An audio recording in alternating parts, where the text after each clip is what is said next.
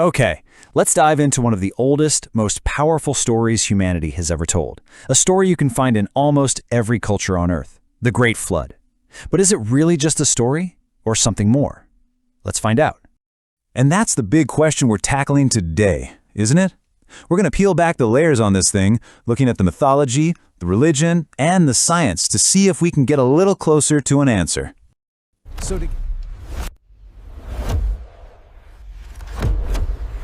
So to get started, let's just go over the version that most of us know, the one we probably heard as kids. It's a really powerful narrative, one that has literally shaped civilizations. You know the beats, right? In the Abrahamic traditions, the structure is a classic. The world had gone bad, totally corrupt, so a divine warning comes down to one guy, a prophet named Noah. He's told to build this massive boat, the Ark, to save his family and two of every animal. Then the rains come, the whole world goes under, and eventually the Ark lands on a mountaintop and humanity gets a do-over. It's a powerful story for sure, but it does make you ask some pretty big questions. I mean, from a purely logical standpoint, it's tough. Now, of course, faith can see this as a miracle, but for history and science, well, we've got to dig a little deeper. And when you do that, something pretty remarkable starts to happen. Yeah, this is where things get really interesting.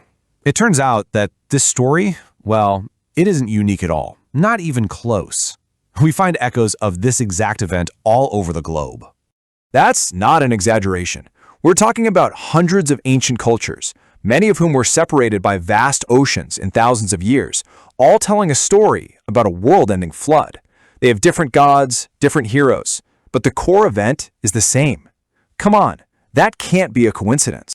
And just look at this breakdown. It's wild how the pattern repeats. Over in India, the god Vishnu warns a man named Manu to build a boat. In ancient Greece, Zeus sends the flood, and a couple survives by floating on a raft. In China, people flee to mountain peaks. And in Mesoamerica, the Maya talk about several world-destroying floods.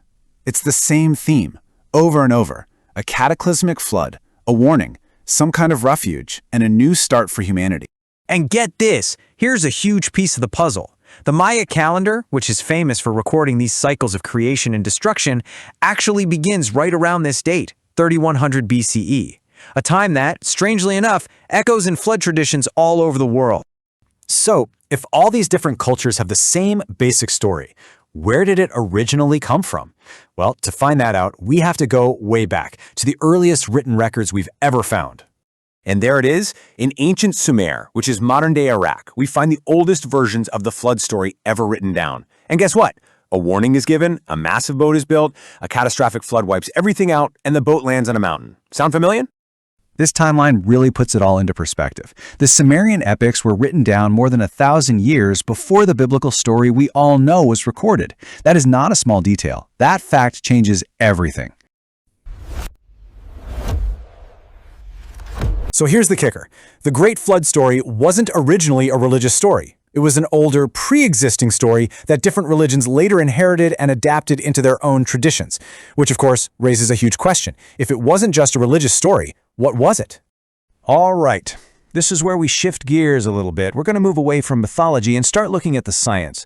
Are there any actual, physical clues in our planet's history that could explain a shared, global memory of a catastrophic flood? Well, it turns out there is. A big one. Scientists have identified this period of insane climate chaos called the Holocene Climate Optimum. And would you look at that date range? It lines up almost perfectly with the timelines from the ancient myths, including the start date of that Maya calendar. The cause and effect would have been devastatingly simple. You get a period of really fast global warming that causes glaciers and ice sheets to melt at an incredible rate. All that water has to go somewhere, which leads to a dramatic rise in sea levels and massive, widespread flooding along the coasts, which is exactly where most ancient civilizations live. And to put this into perspective, just think about our world today. We are facing global chaos from a potential temperature rise of just 1.5 degrees Celsius. Now try to imagine a climate event that caused a temperature spike 3 or even 4 times greater than that. An event on that scale wouldn't just be a local disaster, it would be a world-altering catastrophe, the kind of thing humanity would never, ever forget. Okay, so let's bring it all together. We have the mythology on one side and the science on the other. What happens when we lay all this evidence out side by side? What does it tell us? When you look at it all, the conclusion is pretty mind-blowing. The Great Flood was very likely a real, devastating, near-global catastrophe, probably caused by rapid climate change. This trauma was so profound that it was seared into the collective memory of our ancestors, and it was passed down for generations, eventually evolving into the myths we know today. So maybe the story of Noah isn't false. It's symbolic. Instead of one prophet, one warning, and one big boat, maybe the reality was a global event with many warnings, many different ways to survive, and many different groups of survivors all over the world, each one preserving that memory in their own way. In the end, the story of the Great Flood might not be a simple choice between a literal religious story and something that was just made up. The most compelling answer seems to be that the truth is somewhere in the middle, right at that fascinating intersection of myth and science, of faith and history. It's just a powerful reminder that our history is often so much more complex and interesting than the simple stories we're taught.